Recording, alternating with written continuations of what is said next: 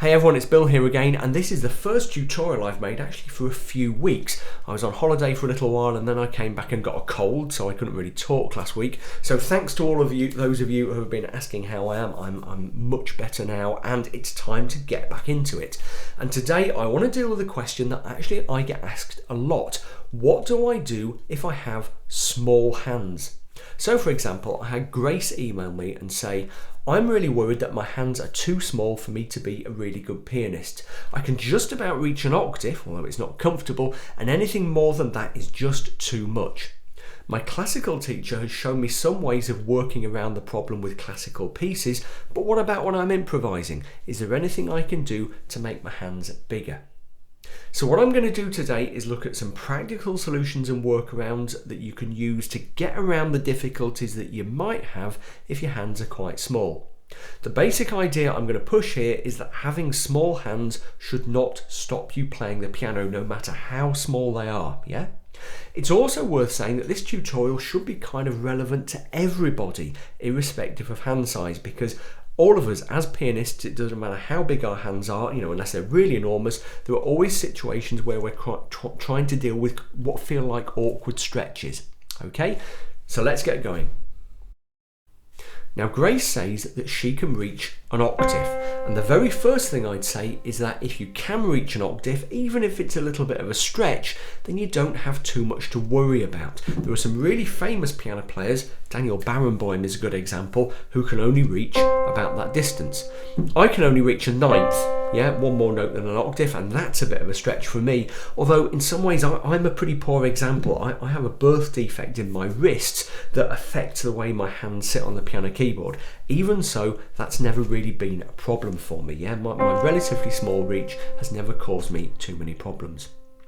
The thing is that absolute reach, the distance you can reach between thumb and 5, isn't necessarily a good guide to whether or not you're going to have problems with your hands. Much more important is the flexibility of your whole hand. In other words, if you've got your hand stretched out across a big chord, how much control and flexibility do you have with the fingers that lie between the two extremes? It's not much good being able to reach an octave if you can't, if you in doing so you lose control of the fingers in between. And the good news is that you can work on the control of those fingers. There's not a lot you can do to actually physically increase your stretch, but you can improve the flexibility of what's going on in the middle, and that's the most important thing.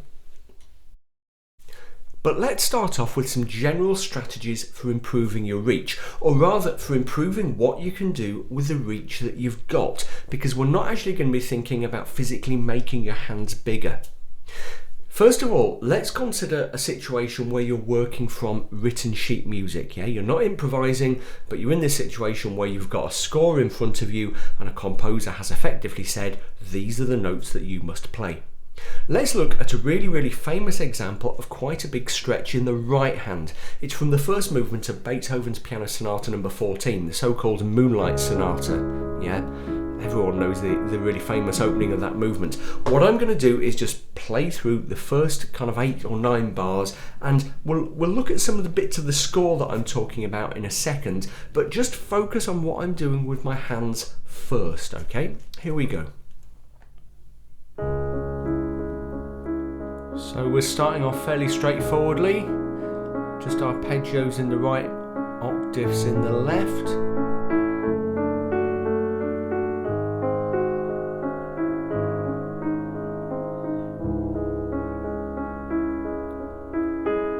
Okay, starting to get a little bit stretchy in the right there.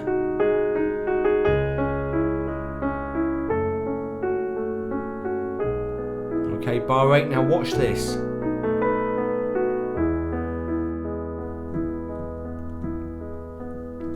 Did you see what happened there? I had to reach from the A below middle C to this B, and I sort of swung my hands across the two notes. I exaggerated it a little bit so you could see what I was doing. Now, let's have a look at that bar in the score. Here it is, the A and the B together. I've circled it, and as you can see, there's absolutely no indication that I should do what I did. Beethoven has written those two notes together, on exactly the same place in the beat, to be played at the same time. Now if I wanted to, I could just about do that.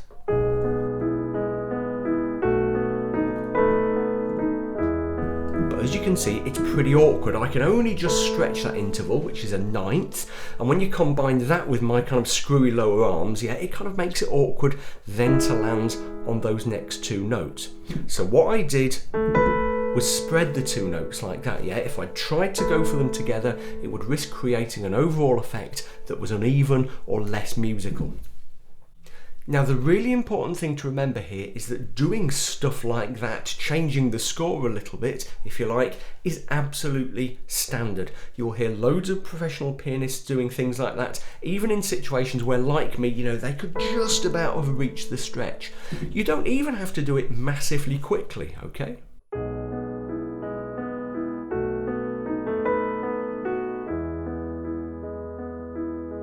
Okay. Ideally, yes, you should aim to hit all the notes you know that you can do that are marked, so you're getting the composer's harmony right. But it's much more important to aim for an overall good musical effect than it is, you know, to be as close as possible to what's actually written in the score. Now, composers will actually often assume that big chords will be spread like that, arpeggiated if you like. So for example, this chord from Brahms' Intermezzo in A, one of my favourite piano pieces, it's a really good example. You would need pretty big hands to play that in one. So Brahms is just assuming that anyone who can't reach it will just arpeggiate the chord, and here's the important thing, stick it together using the sustain pedal, the right hand pedal. The key thing there, of course, is to make sure you've got good technique on your sustain pedal. Now, when I arpeggiate a chord, spread a chord, even if it's just two notes in fact, I have to time it quite precisely with the pedal so that when I move to whatever's happening next, I don't create a mush, especially if I'm moving across a change of harmony, okay? So let's say, for example, that I've got a G down here and a B here written together. Okay, a little bit more, a stretch of a tenth, a little bit more than we saw with the Beethoven, and that then moves to, excuse me, a chord of C in the root position there. I would do something like this. Yeah, so pedal down, pedal up. Pedal down, pedal up. The really difficult thing is to get good expression on both those notes, and try if you can not to make them sound too kind of forced or snatched or whatever, yeah? Okay, as I said, it takes a little bit of practice. So a good thing you can do is find some piano music. You know, you could download the Beethoven or whatever. Find some piano music where you have to do that kind of stretch and have a go at it. Try to do a few different ones if you can, and really work on your control and your balance on the piano keyboard. Now, if you're improvising on the piano, obviously things are a lot more under your control. Let's just have a look at some techniques you can use if you have slightly smaller hands and you're improvising. These techniques, by the way, apply across all kinds of genres of music. The little snippet of improvisation I'm going to look at here is in a pop piano style, yeah, but you, as I say, you can apply the techniques I'm going to talk about across the board. Okay, let's say that I'm playing this little snippet of pop improvisation in F major.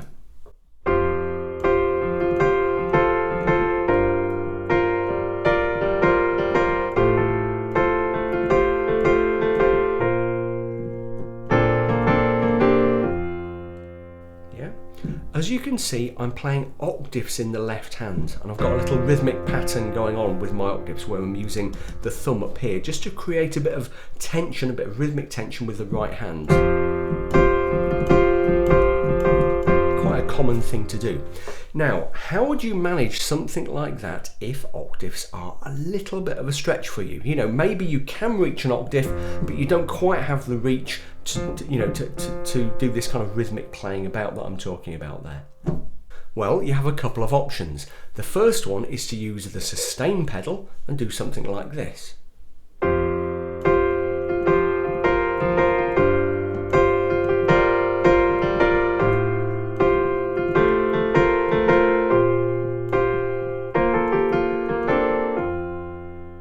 Okay, you see what I was doing there? I was just using a single finger, jumping between the two octave notes and sticking it together with the pedal. You might see there's a little bit of a theme developing here. You know, if you have small hands or other difficulties with reach, you know, like I do because of my weird wrists, then the sustain pedal really is your friend. You do learn to get very quick with it.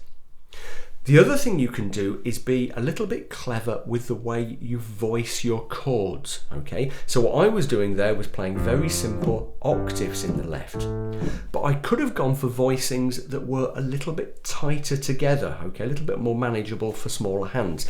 Something like this.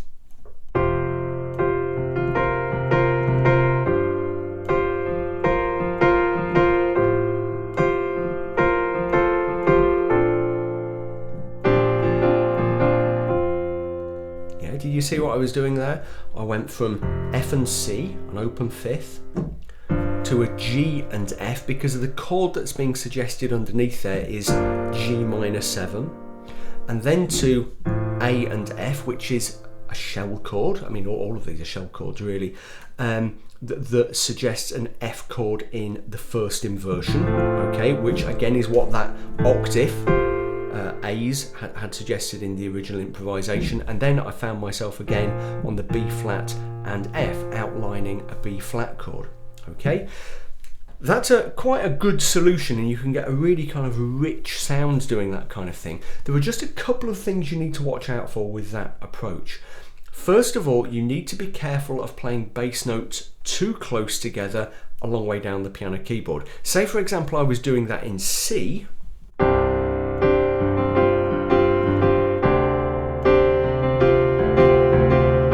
Okay, as you can hear, it sounds a lot sort of chunkier and darker down there. I probably wouldn't want to be using that technique that far down the keyboard, okay? The other thing you need to watch out for is, I think, that you're not using too many consecutive open fifths, okay? Like, you know, like this.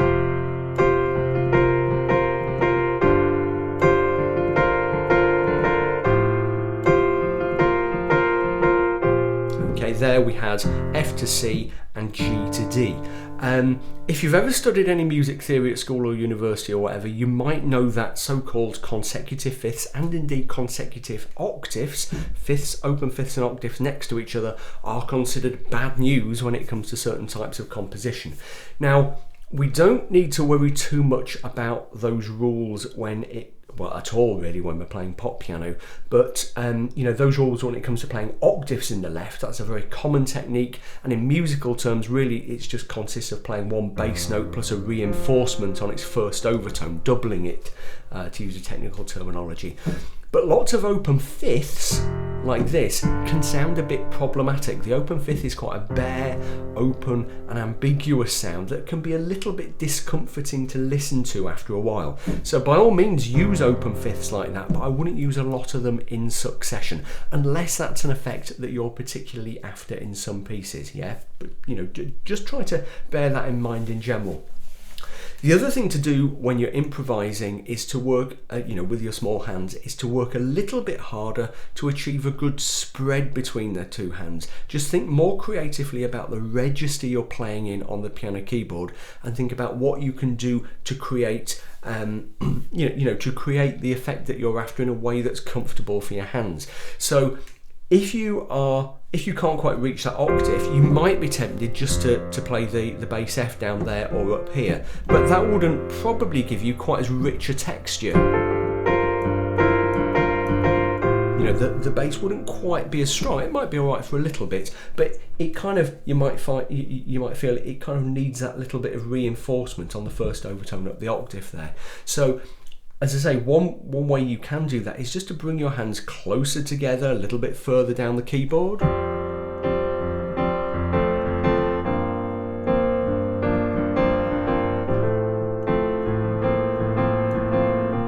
Okay, bearing in mind the stuff we said about, avoiding chunky chords too far down, and also make use of the other techniques that I was talking about. At the end of the day, as with all this stuff, it's about using your ear. Is what I'm doing right for my hands? Does it sit well under my hands? And then does it sound good? And if it does, then you've probably found a good solution.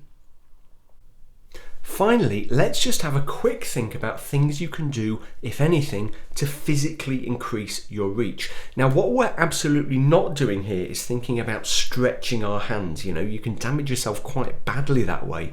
That's what happened to the composer Robert Schumann, actually. He used a special stretching device to try and make his hand bigger, and it permanently injured him. So don't, as I've said in the past, don't sit there squeezing a tennis ball thinking it's going to make your hands stronger and bigger and whatever. What I'm much more interested in thinking about here is flexibility. How flexible your hand is can really make a difference to what you can do on the piano. It might not improve your reach as such, although it might do a little bit, but it might make your current reach more comfortable. So if you can just about reach an octave, then just working a little bit on flexibility and warming up properly and things like that might make that a more comfortable feeling. And it should definitely improve the control you have over your full range of fingers when your hand is stretched out. Now, if you're a beginner or a relative beginner, then I have some good news. As long as you do practice regularly, then things should get better by themselves. When you're relatively new to the piano, there are a couple of factors that can affect your stretch and your hand control. The first is just that your hands really aren't used to these new demands that you're putting on them, and the actual physiology of your hands needs to adjust to this new sort of activity, okay? The second is that when you're new, you're usually quite tense at the keyboard. You probably know the feeling I mean when you're working really hard to kind of pick out the right notes, and you really tense up. And it tends actually to tense up your whole upper body. You should find that the more confident you get, the less that will be a problem, and that goes hand in hand with your hands getting stronger and more flexible, and your reach will increase maybe just a little bit. If you're quite well into learning the piano, if you've been doing it for a little while and your reach and your flexibility aren't what you would want them to be, then it's the old solution. One of the most important things you can do is practice your scales. Okay, because scales will really work on your strength and your flexibility. Maybe broken chords as well. Have a search around, dig out some broken chord exercises, and just doing that kind of thing 5 or 10 minutes a day, every single day, you should find really improves your reach and your flexibility. Also, the one thing I should say, I think it's really important, whenever you sit down to play the piano, warm up first. It's just like going to the gym. If you try and play something really complicated with cold hands, then you're just going to do yourself some sort of damage. So every time you sit down, just warm up with something easy, or ideally some scales, something like that. Okay, so there we go. Hopefully that was useful. 1 or 2 handy little techniques in there. The main message I want you to get out of this tutorial is that you shouldn't worry about your hands being too small. Even if you've got really, really, really small hands, there's still an enormous amount that you can do on the piano. It really shouldn't get in your way.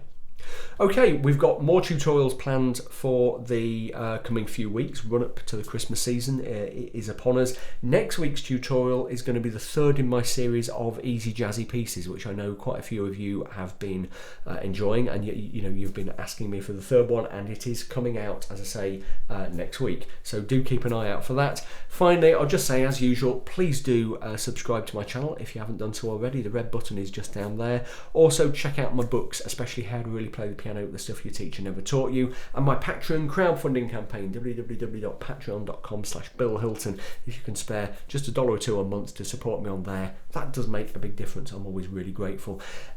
Any comments, questions that you have, please put them in the comments thread underneath this tutorial or any of my other tutorials. I always try to respond to people. It sometimes takes me a little while, and sometimes if I get a really good question, I will make one of these piano questions answered tutorials to respond to it. Okay, there we go. Happy practicing. I'll see you next week.